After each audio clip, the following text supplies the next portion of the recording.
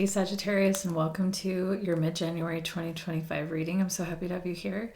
The lyrics that my guides want me to share with you this month are from the song Runaway by Ben Platt, and they go like this. I may not be wise and I won't save the day, but look in my eyes and know I'll always stay. I won't run away. I feel like someone may have ran away in the past. There's a feeling of wanting to redo things in the past, but also there's something about the past that is affecting the current situation, and this is happening in a specific relationship in your life, where someone's pain came to the surface. This could be yours or the person you were dealing with, and I feel like the pain tolerance is really, really high as an adult because it was never acknowledged in your childhood. So, or like if you cried or if you complained about a pain or an emotional wound, even, or something like this, instead of that being acknowledged and heard and respected, you were punished for that, like punished for crying. Like, what do they say? Stop crying or I'll give you something to cry about kind of situation. You may have had parents like that or been raised in a situation like that. And so when you become an adult, you get really good to burying your pain to the point that you don't even know it's there. We have the moon card coming out at the bottom of the deck. So it's like completely unseen.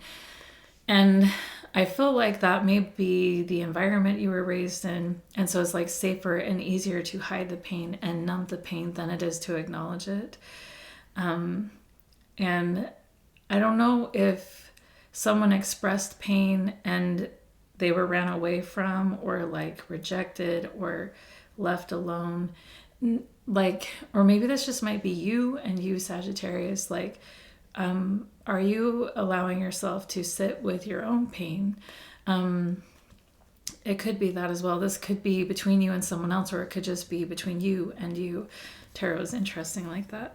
But my guides wanted me to share a verse from the poem Nobility by Alice Carey. It's a beautiful poem. But she says, "'Tis not in pages of story," and it says, "'Tis not in the pages of story the heart of its ills to beguile, though he who makes courtship to glory gives all he hath for her smile. For when from her heights he has won her, alas, it is only to prove there is nothing so sacred as honor, and nothing so loyal as love." So yeah, there's an energy of loyalty coming through here, and choosing to not run away when pain comes to the surface. So it's either being loyal to yourself and no longer hiding away the pain that you felt, or allowing someone else to express their pain without running away. Because your love for them is greater than your discomfort. Your love for yourself is greater than your discomfort as well. The oracle cards my guides want me to share are first, Smile. And this card reads, "After the storm is past and amidst the aftermath, turn to those parts of you consumed with doubt and smile, and hold them and keep holding them until the sting of fear is driven out by love." Yeah, there's a big energy of this being between you and yourself. Because, yeah, you may have gone through so much in your childhood, so much pain, and it was never acknowledged. And it's like now you have to go back in time and give your child self an opportunity to say that hurt, and to be the one that hears your own voice and says, "I'm sorry that hurt you. I'm sorry you're hurting." And then the other oracle card is "Calm comes from knowing why." Knowing your why, your deep motivation, is solace for the troubled soul. Amidst stressful times, we become amnesiacs, sleepwalking through days. So awaken again to why of what you have chosen and where it is taking you. So yeah, maybe ask yourself, why? How did you get into this pattern? Why is it that you bury your pain deep? And do you need to continue doing that? Are you safe now to feel what you feel and to acknowledge whatever it is, whether it's happy, sad, mad? infuriated, like, what is it? And allow yourself to feel that thing and know that it's okay to feel whatever it is. There may, yeah, interesting. So yeah, there may have been a lot of conflict in the situation you're in. If this is with another person, there was a lot of conflict, and it's like you weren't sure where you stand or where they stand. If this is just between you and yourself, this is, growing up in a situation where there was a ton of conflict and the storms were raging and it was difficult to get through this. And instead of being like, wow, okay, this hurts, this is painful, I don't want to be in this battle anymore. When you said that, when you mentioned that you were abandoned and, people walked away from you, they gaslit you, they said, that's not real. This may be something you've experienced or something you're experiencing with someone else. And